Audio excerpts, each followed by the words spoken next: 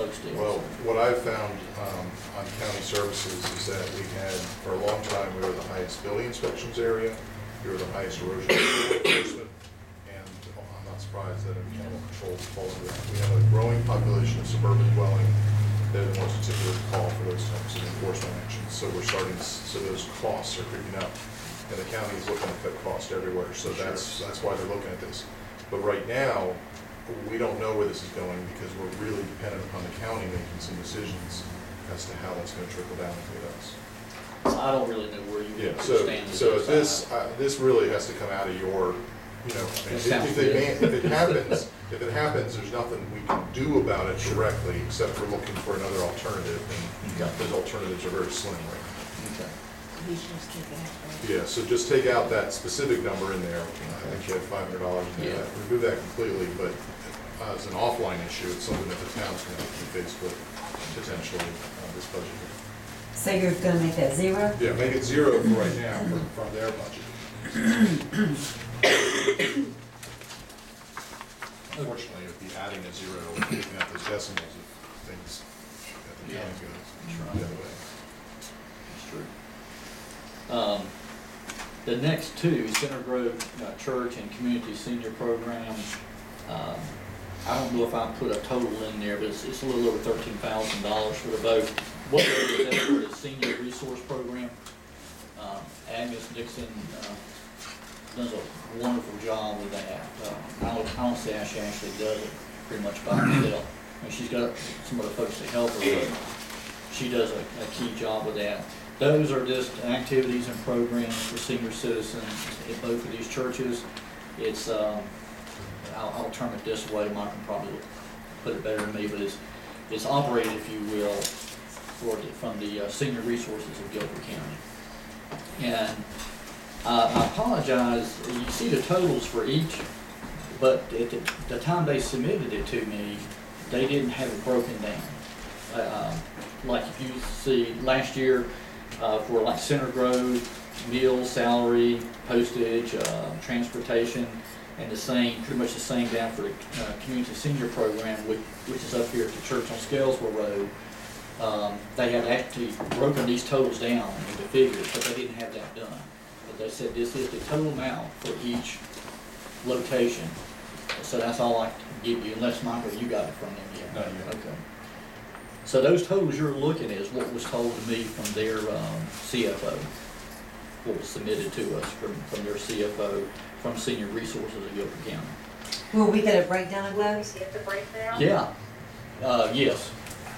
Yeah. Apparently there's some forms they have to fill out, and I think it's Ellen Whitlock is the director, if you will, of that, and she wasn't there at that time. And this is pretty much right before the 9th when this is done.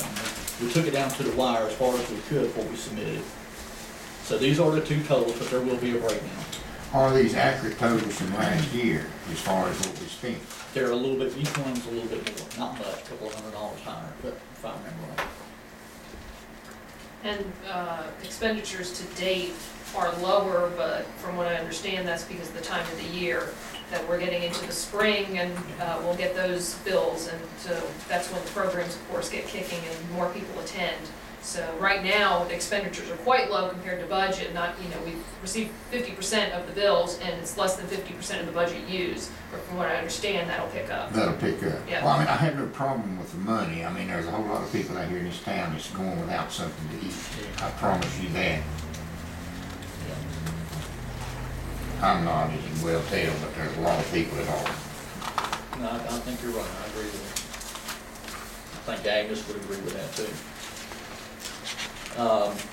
That is the main thing. We just didn't have the breakdown. They didn't have it read, but they told us those two would be the totals for each location. The last item, Knox Box program, that's the same amount as last year. We just left it the same amount. If you know what a Knox Box is, it's just, if you can just picture a metal box. It's pretty doggone heavy. It's like having a little mini safe, if you will, but it's a box, and it has a key to it. And let's say that you have a mother or father or somebody in your family living inside town, Port Williams and Summerfield, And they're very concerned about them. Maybe they're bedridden, they're there by themselves, they can't get up to let paramedics or fire department in. Summerfield Fire Department will go down, they'll install that knock box at their location, probably at the door, the front door, to where if there's an emergency, they have a phone, the patient, or the person has a phone inside the house, and they call 911. When they get out, they maintain a log down there. They notice what we call a Knox box location. When they get down there, they keep that key, not the key to the person's house, but the key to the box. They'll open that box up. There's the house to the key to the house, and they'll unlock the door and go on in. That way, they don't have to go and tear down the door and create a charge for that citizen. They can just open up and go in. Much quicker access to that. It's a good program. I think there are a couple out there. It's been out there for years. Businesses can use it. Even a church can use it. But the thing is, that's not going to be any charge to the town of Summerfield. This is mainly for your elderly citizens or a citizen who's really confined to a bed. And I know right now there's 4 available down at the fire department. So if they had a call tomorrow and it checks out, yes, one does need, they'll go out there and install it. This money right here is mainly for additional Knox boxes that we may use, may need to purchase for the 2009-2010 budget. How many have we purchased in the past? You know, unless somebody here really knows, if you look at the Knox boxes down there, Summerfield Fire Department is engraved on them. So we think Summerfield Fire Department bought them years ago. So right now, we don't think there's any being purchased by the town of Summerfield. But in case there's a need, we put that money in there. You're looking at between $125, $150, really around $125, $130 to buy one of these. And last year, I think Mark recalled the program, he thought some were bought years ago, and those may be the ones on the houses now, we don't Could know. be. But last year, since we sent out the senior survey and we mentioned in there about the Knox boxes, and we brought it to people's attention that may not have been aware of the program before, we thought there would be a need and some calls for those. So we actually increased the budget from what I think we presented last year, because we thought we'd get calls, and there were no calls. And we talked to Agnes about it, and she said that in her, I think it was Agnes that said this, in her opinion, it was because the seniors are leery of somebody being able to get into their house and are afraid of a Knox box. So that is why she felt that nobody called about those. So since there are several at the fire station, this may be something that we want to just go ahead and take out of the budget, because in all these years, we haven't had it really any requests in the past couple. I agree. Yeah, and to let you know, the fire department, if they purchase Knox boxes, they just don't give it to the homeowner. They will say, look, can you pay for it? They can't pay for it. What they'll do is say, okay, we'll install it, but later on down the road, technically the box is theirs. And what's their tax base? Fire department? Oh, God. 8.5, 9, 10? 8 3/4 in it? 8 3/4%. I think somewhere in there, yeah. It's up And there. what's Summerfield's tax base gonna be this year? Well, so no, we can take it out. We just put it in there, just we'll take that one. Well, thank you. Yeah, there's your total down there. It's around a little more than $8,000 less than what we submitted last year. The way it's good.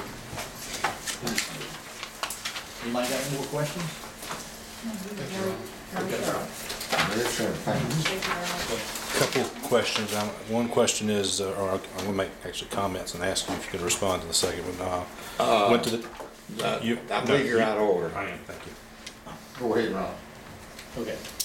Thank you. We all want to get out of here in time tonight. I Thank don't you. want to stay here till 12, 1 o'clock in the morning, I'm not going to. And that's the reason for that. Put the brakes on that. That's All good. right, thank you. Dwayne, if you want to email some questions or some discussion points, we're asking for Oh, public input. absolutely. Feel free. Okay. We do have the public open house, I guess we didn't mention that, we do have the public open house on the 28th, 6:30 at the community center.